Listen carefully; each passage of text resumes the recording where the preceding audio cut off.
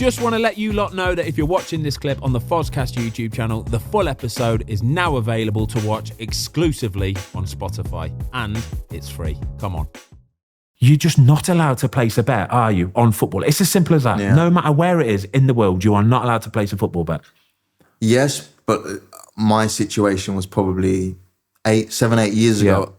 Even back then, you wasn't allowed to do it, and I still did it because I was in... First and foremost, I didn't think I'd get caught because no one did back then, but I was in such a hole that I didn't think about the consequences. Yeah.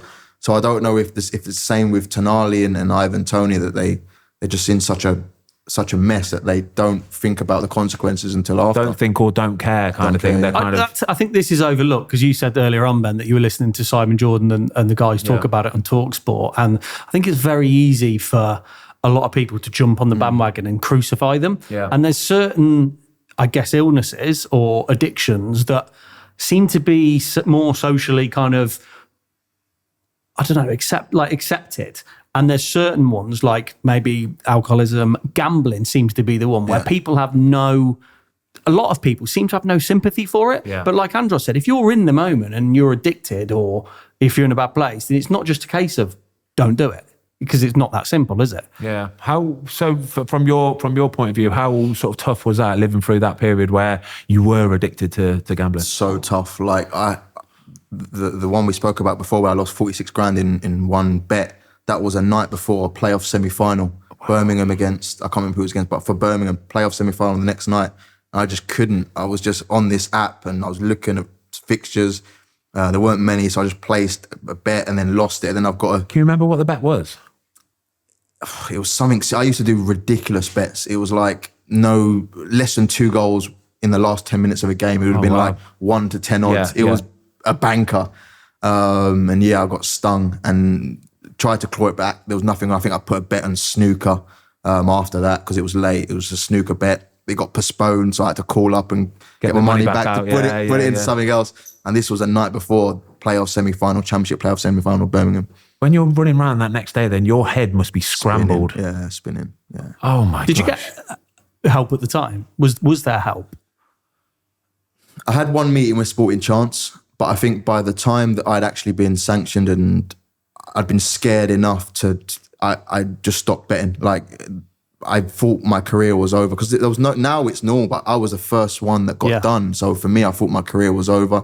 They were lenient with me because they saw the situation I was in and the trouble that I was in with it. So they kind of helped me out. And I just put the fear into me and I never did it for many, many years after. I think gambling in football between players is a big problem. I really, really do. Not necessarily on like football bets or breaching the rules like that, but I just think gambling in general, just from my own experience of being amongst footballers, and how, footballers, you've got to imagine they're cash rich. They've got money, good to go kind of thing. They can quite easily take some money off a debit card or credit card, put it into the gambling app, and it's instant as well. Yeah. And we were speaking about it for the pod, is nobody knows.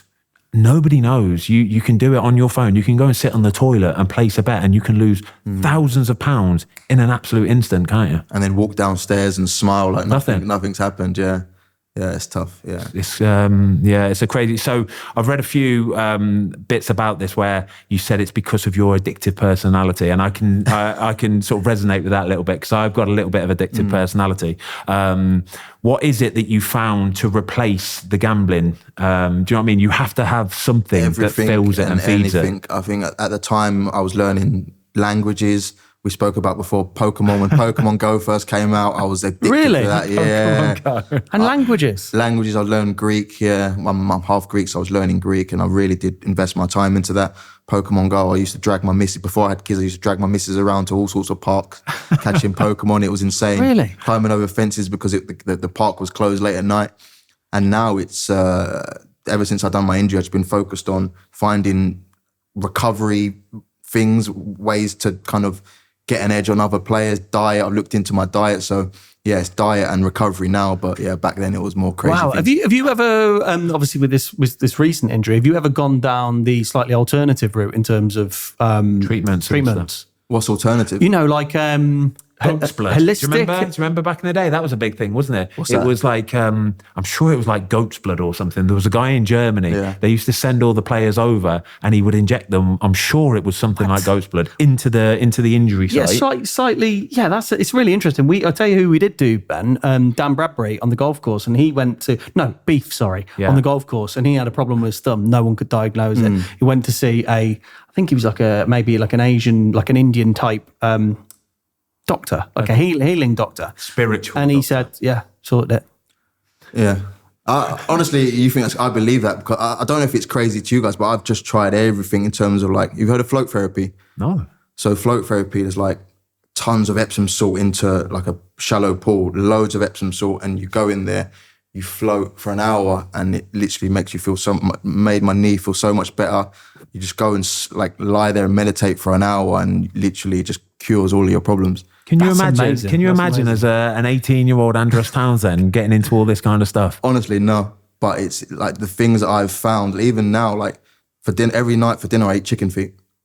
Chicken feet. Chicken feet, steamed chicken feet. You don't. I swear to you. And what's the reasoning behind that? Because there's collagen in the chicken feet, there's the cartilage, there's basically so much goodness that now they put into pills and put into shots, that the daily pills you take at training is mainly from chicken feet and random stuff like that. Where are you getting your chicken feet from?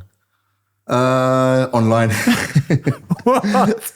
Yeah, I order it in like massive batches. It comes frozen. I whack a load in the freezer and then I eat it back. How do you eat them? Do you cook and boil them, or what?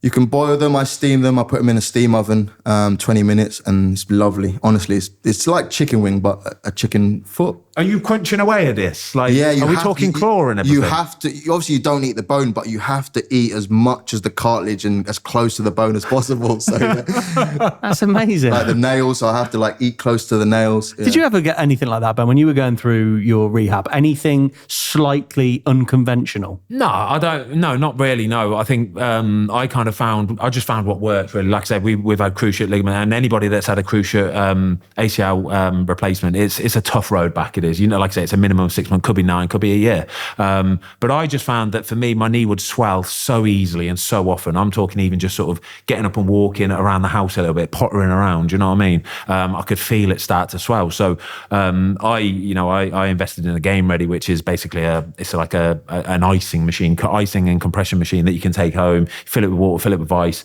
and it just gets so tight around your knee, but it genuinely does. It takes the swelling out. So what I used to do, I'll stick it on for an hour and a half, 90 minutes, which is the maximum you can do. You wouldn't even be able to feel your knee afterwards. It was like a dead leg. And this it was horrible. When you get one of these injuries, they say RICE, don't they? Rest, ice, compression, elevation. It's basically that on steroids, isn't it? It's that on steroids. Yeah, you're taking all the anti-inflammatory stuff as well, which even them pills, they're horrible, aren't they? They're horrible for your gut, horrible for your digestion. Thanks everybody for watching. We hope you enjoyed this clip of the Fozcast. If you would like to watch the full episode, it is now available exclusively on Spotify for free.